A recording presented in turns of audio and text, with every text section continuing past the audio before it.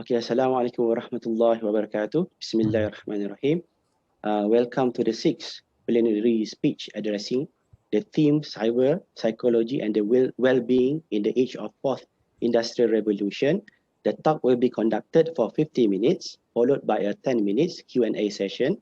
During the Q&A, you may type the questions in the chat box. Please also state your name and institution at the beginning of your questions. The title of our plenary speech is the Cyber Psychology for Wellbeing and Mental Health System, a Conceptual Framework. We are very honored to have Professor Abdul Wahab Abdul Rahman to deliver his talk for today. Professor Wahab is the professor in Neuroscience Computer Engineering. He is also the Dean of Kulliyyah of Information and Communication Technology, International Islamic University, Malaysia. He had published more than 100 conferences, journals, patents, and book chapters in the area of digital and optical computing, signal processing, artificial intelligence, and neuroscience, and also computing. His research are in the area of understanding and analyzing brain developmental disorder using the EEG and also ECG as the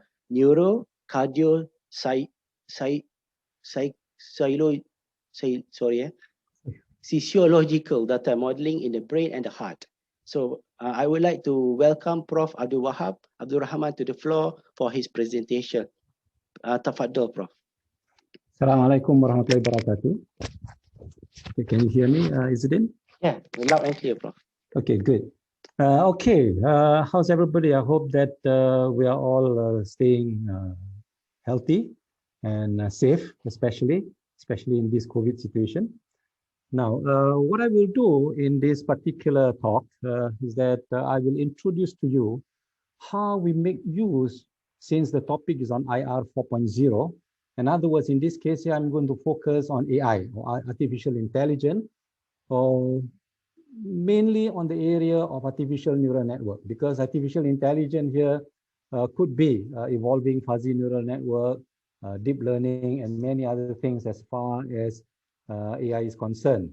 But I just want to show you an example of how we actually work together with our psychologists and also our psychiatrists in trying to understand, in trying to develop new alternative method of measurement so that we can have a better way to understand the brain functionality in addition to the heart functionality.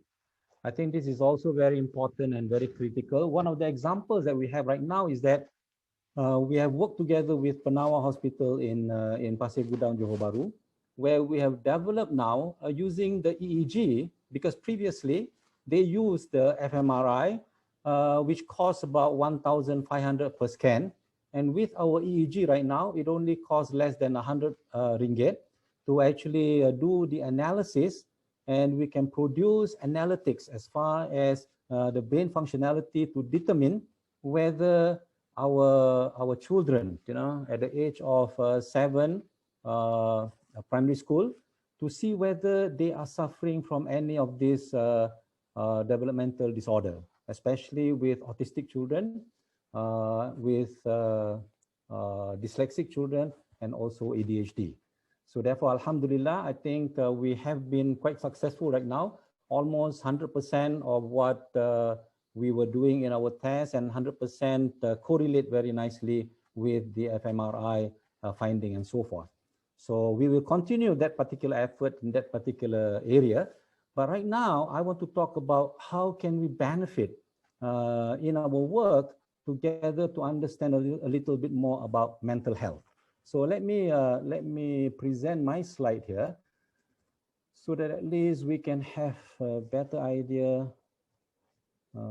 Maybe I will share.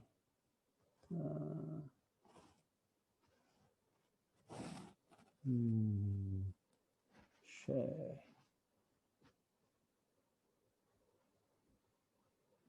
Okay, let me put up the presentation. Can you see the presentation? I hope you can. Huh? Okay, since nothing from all of you, so okay. what I'm going to do is that I call this cyber psychology for well-being and mental health system. This is more like a conceptual framework. I will show you what are the things that we have done in this particular area. The first one that I want to show you is what I call the 5-factor behavior correlation. I think most of you as a psychologist or psychiatrist, you may have known that we make use of this 5-factor behavior. And from that 5-factor behavior, we try to extract information about this individual. So, but rather than use the 5-factor behavior instruments, we now look at the brainwave pattern itself, and can we determine from the brainwave patterns to see which are the 5-factor behavior that this particular individual is being put on. So therefore, if we can do something like that, then there are a lot of predictive type of work that we can do. For example, one of them is, hey, then we have a very good idea as far as your behavior. Then we know the kind of training needs that we can provide for our individual and so forth.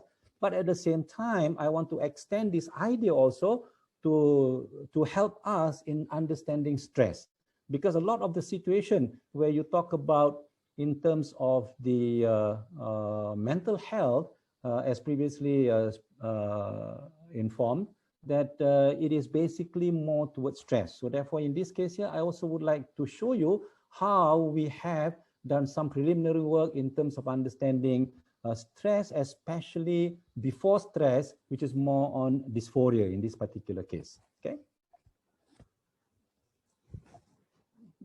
Let me see. Okay, then if we have time, I will introduce to you, we have worked together with some of the friends in Indonesia about trying to understand porn addiction. So can we then, look at the brainwave patterns and really have some idea whether this individual, especially children, we are looking for children rather than adults. Okay, so that because we find that if it is children, because the brain is still at a plasticity stage, that hopefully, inshallah, we can try to help to mold the brain, to where we want it to be. So I think this is where even in the hadith, it says that, whatever you do it before the age of 7, or some says before the age of 9, as far as grooming your children. So I think that's what we believe in, okay? And then after that, I will introduce to you, if we have time, the neurophysiological interface of affect, okay, which is part and parcel of the entire analysis that we do, okay, summary and some other potential research. So if you are interested to join us in our research team, whether you are a psychologist, you are a psychiatrist, you are an engineer, you are a mathematician, you are a physicist, you are, we are welcome, because there are a lot of opportunity for us to work together and collaborate in this particular area. There are plenty of work that we can do together. Okay, I think I'm not going to go a lot in this one here. As you know, this COVID-19 situation will continue and perhaps even until end of 2022. And this is the new norm. Then inshallah, most of us will get ourselves vaccinated. Okay, and therefore remote teaching and learning, we may still have to do it for the next semester. Problem with assessment, quizzes, tests, exam, cheating, and so forth, will still be there. So we need to really try and see how we can avoid them. Issues on network, computing power, and so forth will still be there. But the nice thing about it is we can extend all these things that we learn even without the COVID later. Okay, because I think there are a lot of opportunities, there are a lot of things that we can benefit from this particular lockdown situation. But most importantly is mental issues. We need to be able to cope, okay? And how does technology, in this particular case, we are going to introduce some of this technology on how they can help us, as far as understanding mental health and so forth, okay? So may Allah have mercy and blessing on us. I think that is very, very important. Okay. Before I do that, what is important here is that I want to introduce what is important between a lot of the analysis that an engineers will do, a computer scientist will do, an IT person will do, is that we are just looking at it from the machine side. We have never really looked in detail about the psychological factor. Okay, but it becomes very important and critical. I give you one of the example where in this particular case, it becomes important and critical is actually, in this case here, is that how emotion plays an important role. I just want to introduce to you the fact that we can break emotion into valence and arousal. Of course, there are other third dimension, which is the dominance, but I'm not going to talk about dominance, but I'm just going to talk about valence and arousal. Okay, so for that reason, in terms of valence and arousal, therefore, in this case here, you find that if we can extract the valence and arousal from the brainwave patterns, then there are something that we can do, and analysis that we can do as far as extracting the brainwave patterns. Okay. Of course, in terms of the valence and arousal, we make use of what we call the affective space model by Russell. Okay, and in this affective space model, you find that we have the pleasant and unpleasant as far as the valence is concerned, and the arousal tells us the activation and deactivation of the particular emotion. You have things like happy between the pleasant and activation, positive. And then you have the calm, which is pleasant, positive, and deactivation, negative. And of course, depressed, when you are depressed, you have unpleasant situation and the deactivation, which is negative. And of course, when you are tense or stressed, then you have activation positive, and it becomes very, very unpleasant. Okay, so those are the kind of model. Okay, we call it the ASM model or the affective space model that we rely on. Okay, and because it is a standard model, so we can actually use what we call the international affective picture to actually give us an idea that these are the standard pictures that we use and where it occurs as far as the affective space model is concerned. This is the first basic point, okay, for us to be able to generalize our model in this particular case. Okay. So emotion to stress correlation, in fact, most of us know that emotion analysis can be accurately performed using the valence and arousal. Understanding emotional stress from the trajectory of the valence and arousal can help us profile a patient or an individual in this particular case. Pre-emotion or precursor emotion can have important role in learning experiences. And this is a lot of failures in trying to model using the EEG or using the brainwave patterns actually fail because you do not consider what we call the pre-emotion or the precursor emotion. Okay, and mean emotion here, or sometimes we refer to the mood. Okay, becomes important also in trying to do stress management. Okay, so therefore that is our understanding so far. As far as our psychological understanding, okay? And we are going to introduce what we call the neurophysiological interface of effect, which we are using in a lot of our analysis in this particular case. And the neurophysiological interface involves, in this case here, both the, what do you call that, the AI part, which you want to extract as far as the valence and arousal, and also the statistical understanding in this particular case. Okay, as you can see from the EEG channel that we are using here, on total we are using the 19 channel rather than our earlier version of the 8 channel, and most of our researchers are quite fully trained to actually look at which particular channel. We have our friend from the Netherlands, who actually help us to train our student and also our lecturers in terms of doing the measurement for the EEG and so forth. Okay, so as you can see that you have the frontal lobe, okay, and also the temporal lobe, and the one that is occipital lobe, and for the first half of the brain here and the second half of the brain here. And that's where the analysis that we do for the AHD. And the rest, later you find that we use this prefrontal and the frontal here to try and understand our, what we call the porn addiction, okay? Okay, this is part of the measurement. This is one of our student in Gombak area, we are actually using them to try and understand, to do the measurement of the EEG. Okay. Now, traditionally, you find that personality assessment has been through self-reporting tools. We do interview, we do questionnaire, and then there is this 120 questionnaire to do the 5-factor and so forth. Okay. And then the measurement depends on the intended responses. Results are affected by the individual subjectivity, cultural biasness, and also environment. And that is why it is important for us to avoid some of this biasness. We actually make use of the references. Okay. So I think you begin to understand later on how we make use of these references, to make sure that we can actually generalize our measurement. Okay, can be due to misremembering, misunderstanding, and also falsifying information in some cases. Okay. Okay, our objective is that we are going to make use of the 5-factor, in this case here, to design, to correlate with the brainwave patterns. Okay, so these are the 5 factors. We talk about the neuroticism, the extroversion, the openness, the agreeableness, and the conscientiousness. Okay. Now, for the neuroticism is typically defined as the tendency towards anxiety.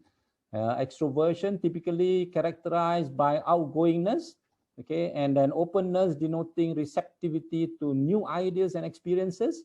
Agreeableness can be described as cooperative, polite, kind, and friendly, and conscientiousness reflects the tendency to be responsible, organized, and hardworking.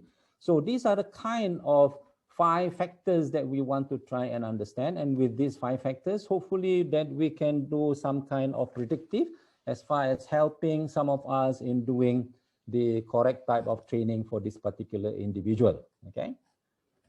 The model here, our computational 5-factor modeling of effect, we actually have 2 parts here. Okay, let me go back there. The first part is on the EEG emotion-based recognition system. We actually make use of AI here to extract all these valence and arousal of the happy, fear, sad, and calm. Okay, once we can extract them, we have all these 8 values. Okay, from these 8 values here, we can now do the statistical correlation between the personality traits and also what we observe from the valence and arousal. Okay. Okay, so let me proceed with that one there. And then after that... Assalamualaikum, Prof. I'm very sorry. Hey. Sorry. I apologize for cutting you off suddenly. Is it possible that you change your slide view because we can see all your slides? Oh, okay. Let me do this. Thank you. I was wondering what Sorry, Prof. Kacau. Prof tengah semangat tu kacau pula. Thank you, Prof. Okay, let me try again. This one, I think this is the correct view. Let me know if it is correct. Correct? Is this correct? Yes, Prof. Okay. Yes, excellent, Prof. Thank you so much. Okay. Sorry about that.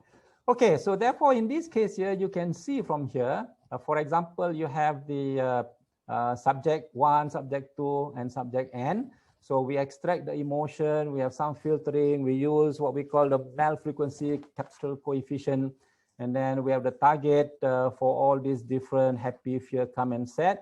We extract the valence and arousal, and then after that, from the valence and arousal, as I mentioned earlier, we actually try to do the statistical correlation. Okay, so once we have that statistical correlation, I just give you some idea. So this is what we have done as far as the protocol for each individual.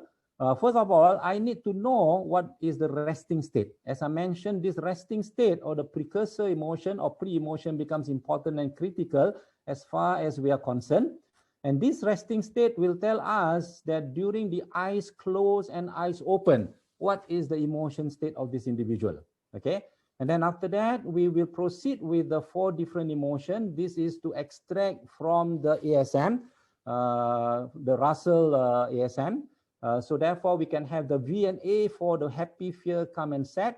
And then after that, we make use of the individual to do the personality trait test using the psychological instrument. And then after that, we will do the correlation in this particular case. Okay. And from the trait, from the personality trait measurement, you can have a T-score, or you can actually use the T-score conversion graph. Okay. In some cases, we only use the trait type, whether it's positive, negative, okay, or we get the individual score. Okay, so from there, then we do the correlation. In this case, I just show an example here of how the statistical correlation is being carried out. Okay, I'm not going to go into the detail as far as this particular correlation is concerned, but what I want to show you here is the overall correlation based on the number of subjects that we have. Although we cannot proceed with the rest, but we can, if we want to, in this particular case, with a better distribution of the subject, we could have, for example, in this case, as far as agreeableness, okay, the openness. In this case here, we only can do the trait type, but not the T-score. I give an example of the neuroticism. We can see that these are the model of the equation. Okay, if we are talking about the neuroticism based on the arousal of calm. So based on the arousal of calm, we use that and we can determine about at least close to 90% accuracy. So I think that's what it is. And I give you an example of extroversion. In this case here, we can go down as low as only 4.55% error rate. So I think using the valence of the set, calm, and fear. Okay, so we just use those, and we are able to determine in this particular case the type of personality that we talk about. Okay. So therefore, in this particular case, it is really interesting that we can do something like that. But of course, with enough number of subjects, we could even extend that, to have a better accuracy, and also with cultural differences and so forth. Okay. Okay. So therefore, based on the 5-factor personality that I mentioned to you earlier, so we can conclude that the conceptual framework based on the personality, the behavior, and the emotion, we now have a very good idea of how to do this modeling, okay, which is using the combination of both the what I call the AI techniques and also the statistical correlation. Okay, and with that, I think we are quite happy with it, and we are pursuing further in trying to understand a little bit more so that we can use this to understand the kind of training that we can provide to our individual in this particular case, especially for executive training. Okay. Let me proceed. Other than that, we also try to extend these same ideas and concepts to try and understand, can we actually try to detect stress? So we make use of course, the famous DAS, and then we also have PSS, we have BDI2, ASI, and NDS. Now we found that the two type of psychological instrument, the DAS and the NDS, are very useful in this case here for us to determine depression, anxiety, and stress. And we hope that this can help us in understanding a little bit more about our mental health situation. Okay, and what we have done here is that we only have, in this particular case, 9 subjects. Okay, this is our preliminary type of work that we have done. But as far as using DAS, unfortunately, with DAS, most of them state that it is normal. Okay, so very difficult to try and extract those information. So what we did was we extended using DAS, using NDS, and in NDS we found that we can have this subject 3 and subject 7 showing severe. Okay, showing severe. So therefore, what we did was we try to correlate that, okay, with our fear in the EEG signals, and we found that with fear, okay, these are the 3 subjects. I go back. We have here subject 9, subject 7, and subject 3. Okay, those are the 3 subjects. Okay, and these are the 3 subjects that shows, yes, we can correlate that very nicely to the fear. In fact, the fear here at the what we call the resting state shows that this particular subject 3, 7, and 9 shows a lot more fear rather than any other thing. That is why resting state is very, very important for us to understand the mental state of the individual. Okay, so I think that is the first part that I have as far as this particular situation. Let me extend that idea. In summary, the neurocomputational model of effect, or the NCMOA, or sometimes we call it the NPIA, can be used to measure, in this case here, correlate to NDS, okay, rather than DUS. We cannot correlate to DUS. Precursor emotion becomes important and critical. That is why we are looking at the resting state. Robustness of the measurement due to non-generalization. Okay, if you do any kind of modeling based on the EEG, is going to be difficult to try and generalize. But because we are using this MPIA based on emotion modeling, we found that we can generalize it quite easily based on the international affective picture. Okay, usefulness of the 5-factor is one of them. And then profiling can be useful in this case here. If we can do profiling, then our next step would be there are a lot of things also that we can introduce to our Sejahtera academic framework that we have always been wanting to do. Okay, so in the end, cyberpsychology and well-being health system that we are now trying to put them together, okay, is based on, okay, what we have here is called the well-being and mental health, and of course the digital system, which we are now developing based on the NPIA, and of course, in terms of the ethical first, knowledge-based expert system and so forth, these are based on knowledge management or knowledge retrieval system. Okay, so this is something that we are developing together.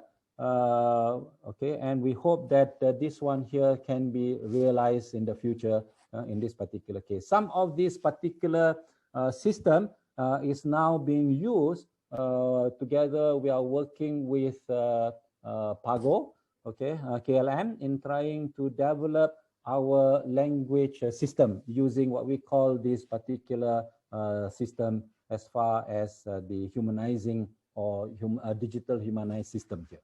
Okay, okay, I will skip all this, okay, and then I will go into this porn addiction, okay, which is going to be very, very useful, and I think it may create of interest to most of you as far as this one here is concerned. What we have done is that in this porn addiction analysis, we were working together with Yayasan Budi, you know, in Jakarta, Indonesia.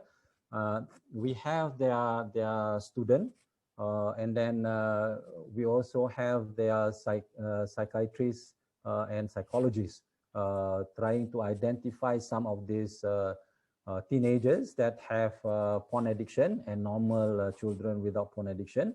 And then we uses our brainwave patterns to in this case here, try to see if there is a close correlation between the brainwave patterns and also with the porn addiction. Okay, what is important is this: we have to take a look at the frequency band.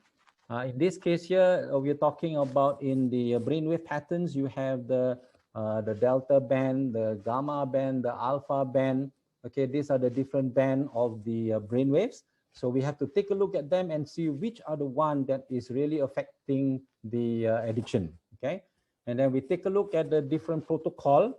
Okay, and then of course the participants itself, which comes, I think altogether we have about 14 participants, male and female combined. Okay, and YKBH is the Indonesian NGO that we are working together with. Okay. Most important is that we are doing the eyes closed analysis, like I said to you, the resting analysis, but this is extended from you know, you looking at the brainwave pattern itself. We just do the visualization. Okay, based on the idea of visualization, this is what we did first without the AI components. Okay, without the AI components. That's what I want to basically let you know. Okay.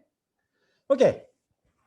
Let me give you the protocol. The protocol is quite straightforward. You have 1 minute of eyes open, 1 minute of eyes closed, and then we look at the happy, fear, calm, sad, and so forth. This is to analyze the emotion part.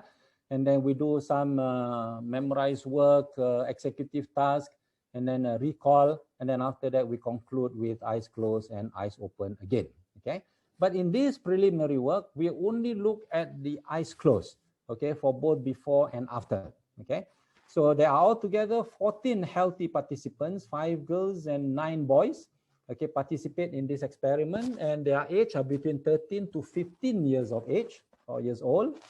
Okay, and we look at the brainwave patterns. This one here is more on the brainwave patterns, but I want you to try and look at the frontal here. Okay, the frontal here. Now, these are for delta waves, theta waves, alpha waves, delta 1, beta 1, beta 2, and also the gamma wave. Okay. Now, if you look at the frontal here, which is very important, red or orange here indicate that high values, okay, high power. And when it is blue, blue indicates it is a low power. That means it's very cool. Okay. And red indicates hot. Okay. So I think that's a fundamental. Now, this one here is for participants, which I call it ID number 10. This one is an addicted. According to the psychologist or the psychiatrist, this is an addicted individual, a porn-addicted individual, and we are monitoring the eyes closed analysis, okay? Let's just focus on the frontal here. You can see from the frontal here, this theta wave here is very high, the alpha waves here is not very high, okay, and then the beta is not high at all. Okay, so in other words, green. Green is not as cold as blue, but it is not as hot. Okay, so I think that's what it is. Okay, and this one here is also an addicted individual, porn addicted individual. What is interesting is that again for the alpha waves is becoming more blue. Okay, and that means it's light blue rather than green. For the beta wave, you still have some orangey, and you notice that it is more on the right side, okay, rather than a total left and right. So this individual also have what we call the dyslexic. Okay, this individual is also dyslexic at the same time. Okay, so therefore in this case here, we analyze them. Okay, we analyze them. Okay, I'm not going to talk about those developmental disorder. This one here is again another addicted one, and again this one here is light blue pattern. Okay, I'm not going to talk about the one on the occipital. This is more on the frontal. Okay, I'm going to just focus on the frontal. Okay, rather than the back side of the brain. Okay, so therefore this is also an addicted individual. Okay, this is again the eyes closed analysis. Okay. This one here, again, I'm going to just go very fast and I want to show you how about the one that is non-addicted. For example, here I have this one here. According to the analysis done by our psychologists or psychiatrists, it is non-addicted based on the questionnaire that they question the teachers and the parents. They don't question the individual because the individual are too young in this particular case. So that they say it is non-addicted, okay, but you can see the pattern here. There are more red on the theta wave here, okay. And let me proceed further. Here you can see non-addicted again, more red here. Can you see that? There are more red up here or orange in this particular case, so more active, okay. And then these are non-addicted. Unfortunately, it is blue. You see, blue. The alpha wave is blue itself. Okay, so it's very, very cool. Okay, compared to the theta wave. Okay, and let me just show you more. Okay, these are again non-addicted. Most of the non-addicted normally will show, yeah, like here you can see they are more positive. They are more red. Here you see the non-addicted one with a more red pattern. Okay. Now, what is interesting is that we do a plot. We call this the fuzzy plot. where in this case here, we look at the alpha wave just now, only the alpha wave pattern. And these are all the different subjects. And these are the power distribution, okay, as far as the frontal itself, okay. And red here refers that according to the psychologist is addicted, and blue here according to the psychologist is non-addicted. But according to our power distribution here is that, hey, if it is, in this case here, addicted, then the signal should be low. Okay, the signal should be low. That means the power should be cold. Now, if it is cold, then you can see that it is on the lower side. So in this case here, you can see that I have here, which is a cutoff point. The cutoff point here is this particular distribution here. Okay, this one here. This gives me the fuzzy part of what the distribution is kind of like between addicted and non-addicted. Okay, so I can see that in this particular case, S4, which is actually non-addicted according to the psychological finding, but according to the brainwave patterns here, that, hey, it is close to addicted rather than non-addicted. Okay, using the alpha wave. Okay, but if I'm going to use the beta wave, okay, you see that this one here is spread. So therefore it's very bad. Okay, I don't like this one here because of the spread for theta wave and also for beta wave. So therefore we are going to stick to the alpha wave just now. And in the alpha wave, I have a very good distribution as far as the fuzzy plot for the addiction and non-addiction. So therefore we also find out that, hey, our findings are more accurate, close to what it is, because we go back to the student. We go back to the student and we ask the psychologist to actually talk to the student, the counselors actually, to talk to the student and find out if the student actually have problem with addiction. And the reality is that, yes, they do have problem with addiction. So therefore, in this case here, some of the psychological finding may not be, quite accurate. Okay, but looking at the brainwave patterns itself, we can identify whether this particular individual, okay, is actually addicted to porn in this particular case or not. But can we actually do any other addiction? Sure, I think we can, but we need to do more work on it. If you are very interested, come and talk to our group. We have our own group who are looking at all these different types of addiction, like internet addiction and so forth. Game addiction is one of them, which is looking at the, what is the likelihood that our student, are going to be addicted to porn and to games, and they cannot come out, okay, of that particular addiction. Okay. So analyzing eyes closed for the different band give us a very good idea as far as what are the kind of things that we can see, as far as this particular addiction are concerned. Okay. Alpha band of the frontal shows a good potential, okay, with strong disparity. But here I am only using what I call visual analytics.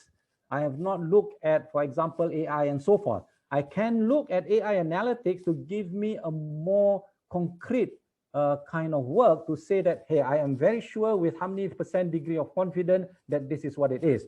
Because I can also use what I call the evolving fuzzy neural network to give me a better understanding, okay, of how I can differentiate between the different kind of addiction, like porn addiction, internet addiction, and so forth. So there need to be more work. And what we want to do is to develop that database so that the database is available for any kind of research work that needs to be done. Unfortunately, right now, we have to stop all our work because of the COVID situation, that most of our data collection cannot be done. In fact, one of the extension work that we are doing right now is together with our psychologist, Dr. Jamila, okay, that she is helping one of our students, our PhD student, to look at eustress and distress, okay, and that one will help a lot more as far as understanding mental health, okay. So although theta and beta has been used for detecting ADHD, but for addiction, the alpha band activity shows a better detection in this particular case. So more work can be done in analyzing the executive function. So in this particular case, we can extend some of those work as far as what has been done and so forth.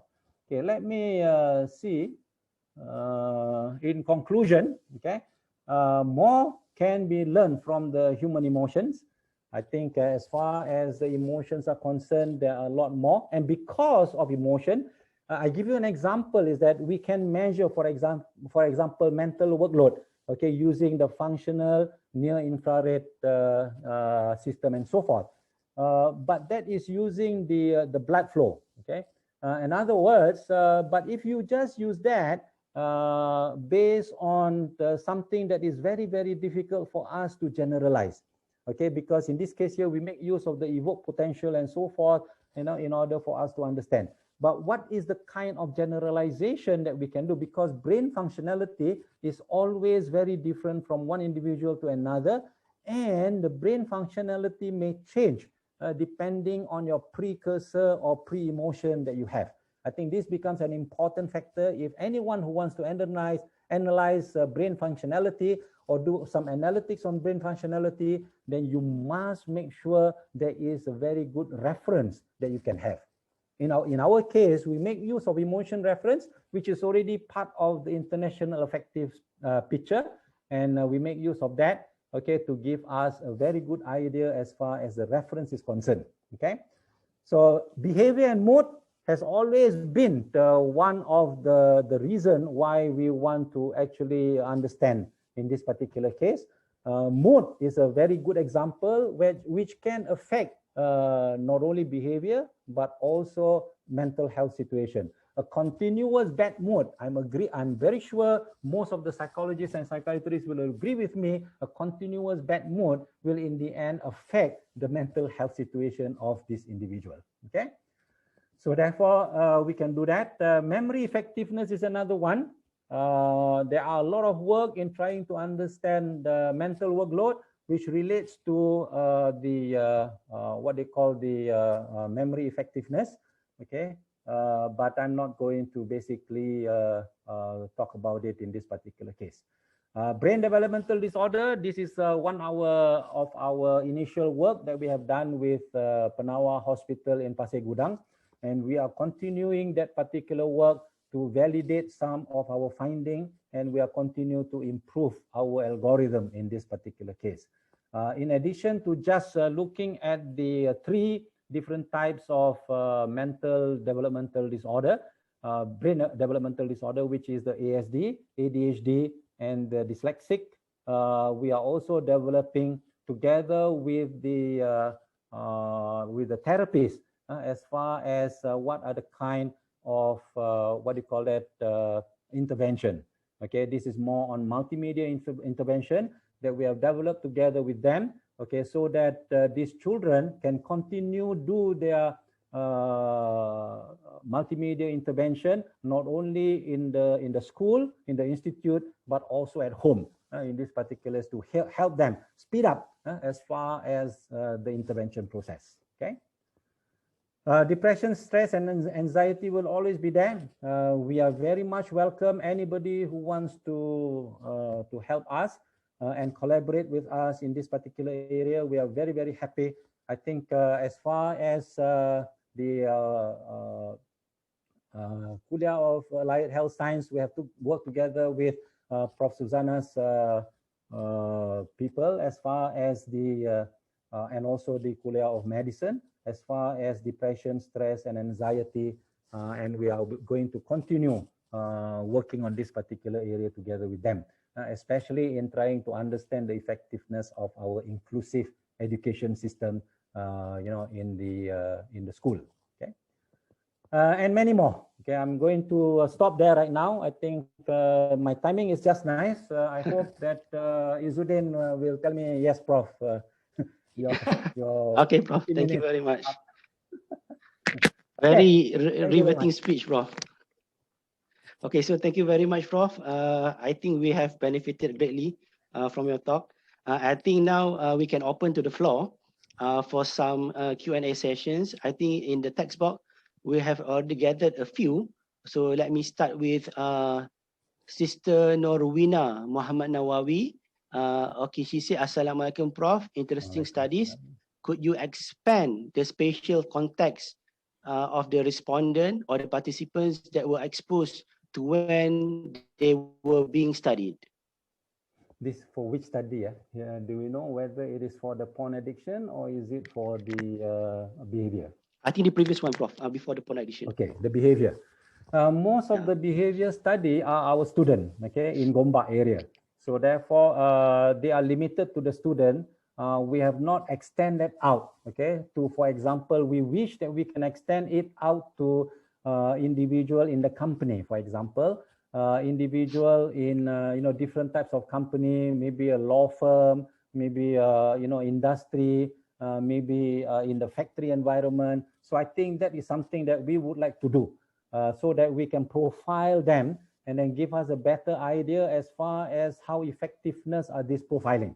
So I think our next step is to profile this individual, and then based on our profile, we can then do the correlation, okay, for each individual sector, rather than try to generalize everything. So once we can do it for the individual sector, then we have a better accuracy as far as the behavior profiling is concerned. So in the end, what we wanted to do is a behavior profiling for the individual sector, not to generalize. Let's say that a lawyer, lawyer may have a different profiling, method or profiling, in this case here, a structure compared to maybe an academician or maybe a student. A student of UIA may have a different one. A student of maybe some other USIM, may have a different one. So therefore, in this case here, what we need to do is, therefore, it is very important to establish that we have not done a correlation where we can now generalize and say that you come from a different culture, everything can be the same. My belief right now is that it's not going to be the same for different culture, because culture plays an important role as far as driving individual emotion. So therefore, I dare not come to that conclusion and tell you that, hey, we can generalize. No. I think that is almost impossible. So culture plays an important role, and we want that culture differences. Okay, we want that culture differences because it is going to be something that help us rather than negate, the whole training, what we want to do and so forth. Especially if you find in the SAF framework, in the Sejahtera academic framework that we're trying to develop, culture plays an important role, to ensure that SAF is success. Okay, we cannot just generalize and say that everybody comes from the same culture. We cannot do that. Okay. Okay, Prof. For the next question from Sister Liana. Okay, so she said, what is the acceptable number of test subjects during the pandemic? Any recommendation on how to get more participants for the experiment during this pandemic time? I think whether it is pandemic or not pandemic, the number of participants, for your research is going to be the same, except that you try to minimize as much as possible during the pandemic. Okay, but of course, what will happen is that there is always this escape clause that you must answer and tell yourself that, hey, given the kind of situation, okay, this is what it is, and we are limiting it. So based on that, what is your confidence level? I think statistically, you can prove that. Okay, but right now, I cannot determine and say that, hey, 30 is a good number or 50 is a good number, So it depends on how good as far as your statistical correlation is concerned. Okay, so but if you have a strong justification, for example,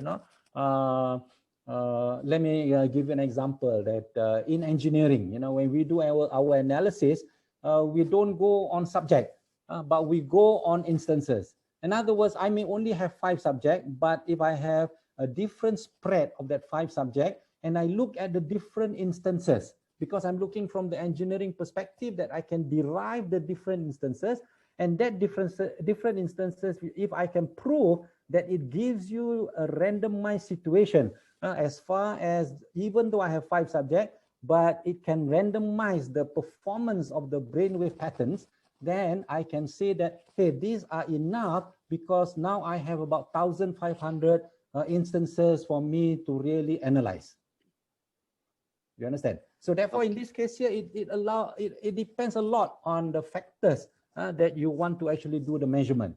What is more important is the justification in this particular case. Okay, Prof. This one is from Mr. Liwei Bernama. So, good morning, Prof. I'm Liwei, journalist from Bernama. Any study on cancer? Oh, sorry, Prof. It's moving. Okay, so any study on cancel culture, cyberbullying, and hatred speech in social media towards a certain group of people, such as COVID-19 patients, influencers, and celebrities, which has caused depression and traumatized? Your Right opinion, now, Prof. we have not done any of those. I think what people has done, what I have seen is that they actually make use of what they call the extract information from the social media, and then they do what they call boy, there's an analytics. Oh, I just cannot remember it. So they analyze from the words, from the expression that they use, and from this expression now they extract and see what are the kind of situation. Like for example, in terms of cyberbully, they have a certain expression that they use in cyberbully, so they start to extract those using the word detection or word recognition, okay, from the social media, okay, and that has been done by quite a number of researchers in that particular area. So I think whether you are in the engineering sector, you are in the computing sector, so these are the kind of analysis that people has done, okay, as far as doing this kind of work. So they do what we call the word analytics, okay, in this particular case. I cannot remember the exact word that the people are using now, Okay, Prof. Thank you very much. I think because due to time, I think this is the last question. And the rest of the question, we will save it. Okay, and then we, inshallah, will post it to you, Prof, so that you can answer at your own convenience. Okay. Okay, and then inshallah, we will make it available to the others. So this is from Sister Munirah Sha'ban. Assalamualaikum, Prof. Thank you for your excellent presentation. It is interesting if the neuropsychology research on porn addiction analysis profiling based on personality, behavior, and mood made available to the public. Based on recent personal communication with authorities on Muslim marriage and family establishment, many divorce cases among locals, especially married young Muslim couples, are because of porn addiction on top of the economic issue.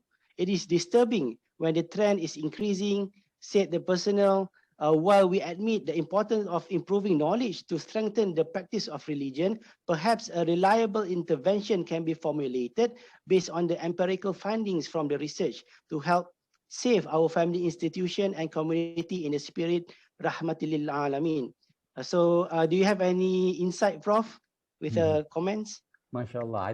I think is a very good proposal. Maybe I can invite her, to come and join us and collaborate with us. We can provide you with the tools, and then we can work together and see how we can basically try to do this, okay, and measure, and then maybe we can work together with Majlis Agama, and then kat sini, what do you call that? Majlis Agama lah kan? Yeah. So to try and understand some of this marriage situation and so forth, but looking at the behavior of this individual, because from the 5-factor behavior, at least we can have a very good idea, okay, of what are the kind of behavior and potential, that we can have as far as all these individuals who have broken marriages, okay, and how matching can be done between the male and female, between the husband and wife. What happens if one is conscientious and then the other one is neurotic, or neuroticism? Then in this case, maybe there's not a matching. Maybe something needs to be done. Maybe we can train them individual, to actually be able to accept the others, So I think it is more of a tools that we can use. So if you are very interested, we are more than willing to collaborate. But if you ask us to do it alone, I think it's going to be tough, because first, we don't have the knowledge, we don't have the information as far as marriage counseling in that particular area. And if any of the counselors are interested, to work together with us, inshallah, I think as far as getting grant, we can get a lot of grant, from JAKIM or from JAIS, I think that there are a lot of these grants that I think people are willing to support, even in other things, especially in marriage counseling and so forth. Thank you very much, Prof. So unfortunately, we have reached the end of our session for today. So thank you, Prof. Wahab, for your insightful and riveting speech. We are sure that we all have benefited from your talk. So I would like to pass back the floor to Kak Oya. Thank you very much. Assalamualaikum, Prof. Waalaikumsalam warahmatullahi wabarakatuh.